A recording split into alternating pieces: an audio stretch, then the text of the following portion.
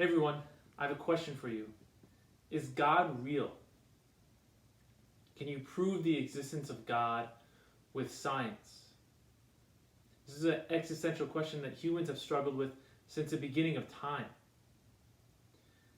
Although you can't prove the existence of God with science, does that mean that he doesn't exist? How about this question? Who is someone that you love?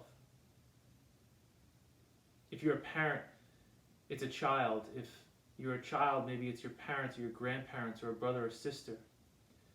If you're a husband or wife, it's your spouse. Prove to me with science that you love that person. You can't prove with science the most important thing that we experience as human beings, love for another person. Does that mean that that love is not a reality or doesn't exist? Of course not.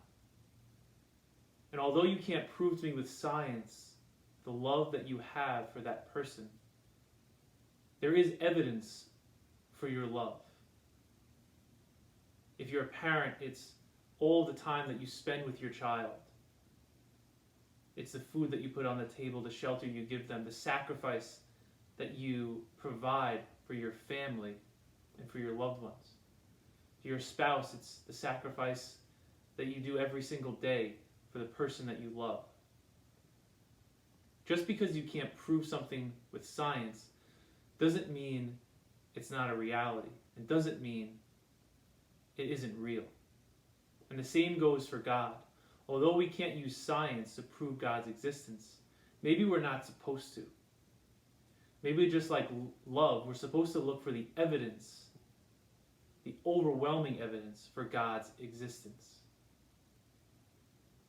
And as we look around this world,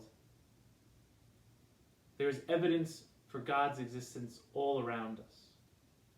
The most prevalent one being love.